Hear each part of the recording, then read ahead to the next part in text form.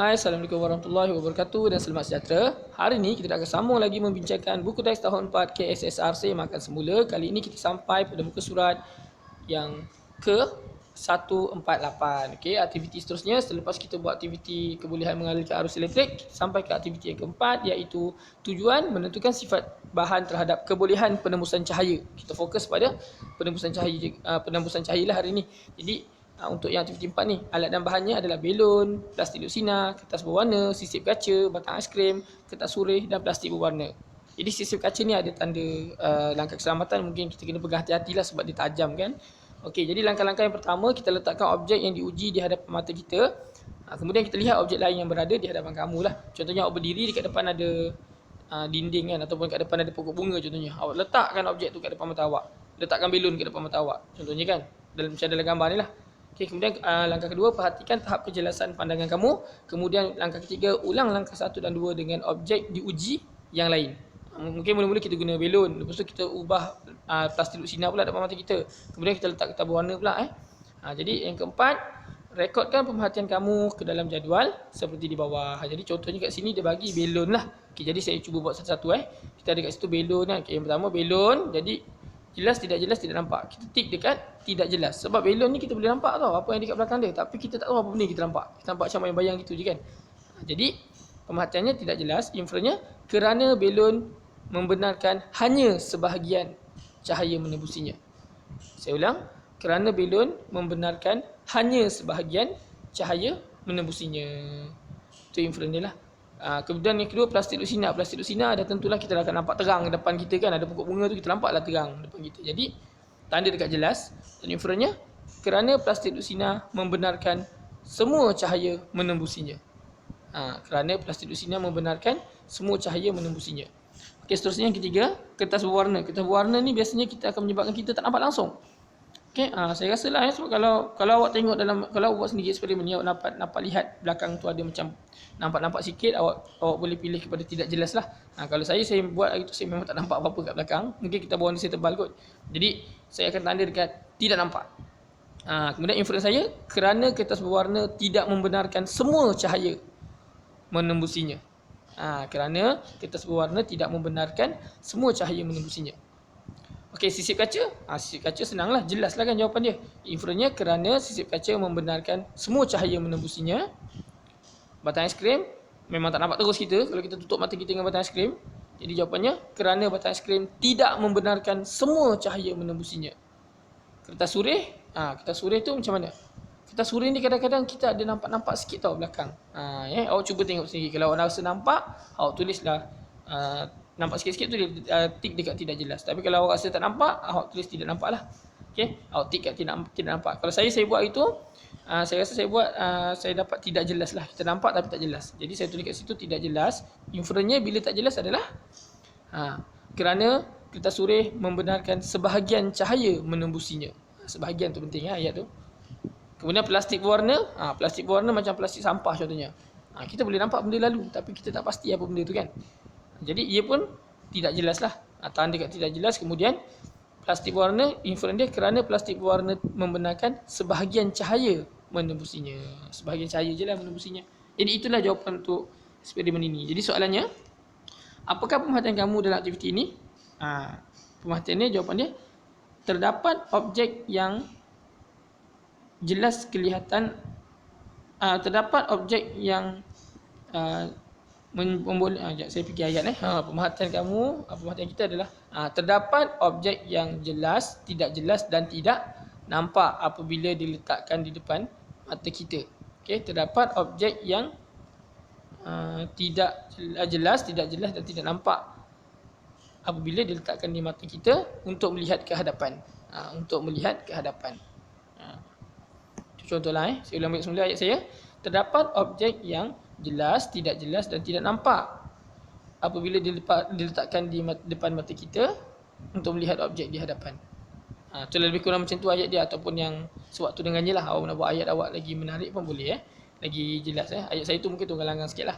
Seterusnya, nyatakan dua sifat. Soalan kedua, dua sifat bahan yang diuji dalam aktiviti ini. Dua sifat iaitu sifat apa? Sifat kebolehan penembusan cahaya. Satu lagi, Dia tak tanya dua sifat dia kata nyatakan sifat. Sifatnya senang je. Kebolehan penembusan cahaya. Tu jawapan dia lah yang kedua.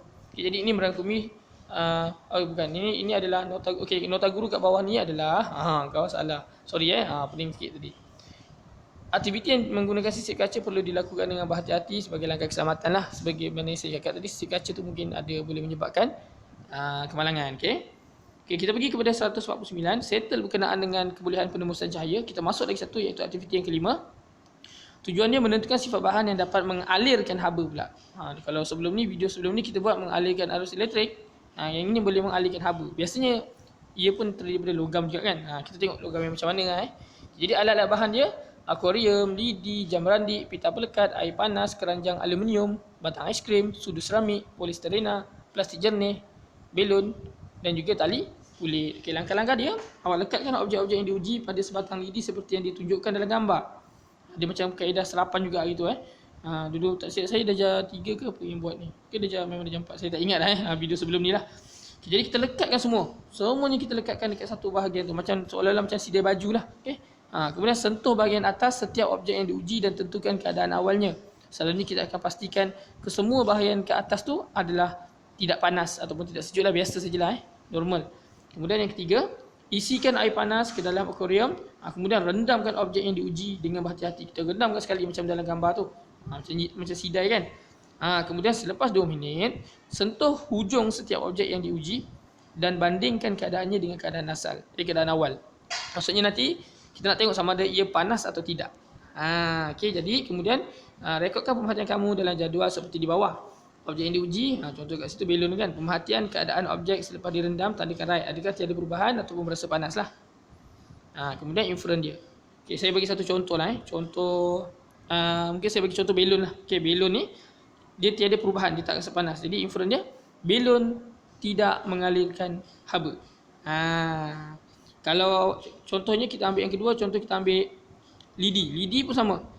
Okay, lidi, belon, kemudian jam randik jangan tulis jam randik tu untuk ambil masa, bukannya untuk tulis sebagai objek yang diuji Kemudian kat sini ada macam akuarium. Okay, akuarium dengan jam randik tu kita gunakan untuk bahan dengan air panas. Akuarium, jam randik, pita pelekat, air panas, lidi. Okay, semua tu yang kat atas tu. Akuarium, lidi, jam randik, pita pelekat, air panas. Baris pertama dekat bahagian alatan bahan ni. Baris pertama tu akuarium, lidi, jam randik, pita pelekat, air panas. Jangan tulis. Jangan tulis sebagai bahan yang untuk diuji lah. Itu sebenarnya bahan yang kita gunakan untuk menguji tu. Itu adalah alat dia lah. Yang bahannya adalah yang dalam senarai ini objek yang diuji adalah keranjang aluminium, batang aiskrim, sudu seramik, polisterena, plastik jernih, belon dan tali kulit. Jadi ada berapa tu? 1, 2, 3, 4, 5, 6, 7. Ada 7. Okay, jadi kita pun senaraikan objek tu. Okay, belon, apa lagi tadi? Keranjang aluminium, batang aiskrim, sudu seramik, polisterena, plastik jernih, okay, dan juga tali kulit. Senaraikan dekat objek yang diuji tu. Kemudian yang panas kita akan tik panas. Yang tak ada apa-apa perubahan kita akan tik tidak ada perubahan. Jadi saya rasa yang ada perubahan, yang tiada perubahan adalah batang aiskrim. Lepas tu polisterena rasanya, polisterena, plastik jernih dan juga belon rasanya. Tali kulit saya tak pastilah. Okay, jadi bergantung pada eksperimen awak lah. Kalau saya rasa sebab saya tak buat eksperimen ni, saya buat tapi saya tak ingat dah. Mungkin adalah batang aiskrim, polisterena, plastik jernih, belon. 4 tu. Tali kulit saya tak pasti. Jadi awak kena buat, awak tengok sama ada ianya panas atau tidak lah. Okay, kalau untuk berasa panas, mungkin keranjang aluminium tu insyaAllah lah memang panas. Sudu seramik insyaAllah, dan juga itulah tali kulit saya tak pasti. Tengok jap macam ni gambar tali kulit dia. Cuba zoom in jap. Kulit rasanya memang macam tak jadi mungkin kalau pendapat saya lah pada pendapat saya yang berasa panas cuma keranjang aluminium dan juga sudu pun sudu seramik sudu seramik ni panas, boleh panas. Jadi pada pendapat saya sudu seramik dengan keranjang aluminium saja yang boleh yang berasa panas. Jadi dekat inference awak tulis kalau awak buat lah ni kalau cikgu awak suruh buat, awak tulis dekat inference tu yang tidak berasa tiada perubahan tu awak tulis objek ini tidak mengalirkan haba. Semua sama jawapan objek ini tidak mengalirkan haba. Tapi kalau untuk yang berasa panas awak tulis objek ini boleh mengalirkan haba. Itu saja. tulis dua benda tu saja dekat ruang inference lah.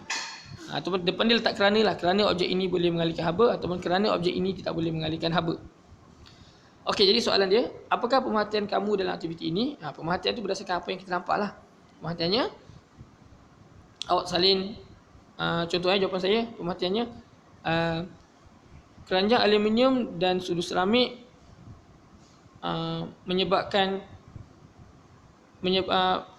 okey, saya ulang semula. Keranjang aluminium dan sudu seramik berasa panas selepas 2 minit. Okay, saya ulang semula ayat dia. Keranjang aluminium dan sudu seramik berasa panas selepas 2 minit. Tetapi batang aiskrim, polistirena, plastik jernih, belon dan tali kulit tiada perubahan. Maksudnya pemerhatian ni adalah apa yang kita nampak je. Okey, yang kita dah rasa saja. Kita jangan cerita pasal lain. Okey. Kedua, nyatakan sifat bahan yang diuji dalam aktiviti ini. Kebolehan. Kebolehan mengalihkan haba. Itu saja.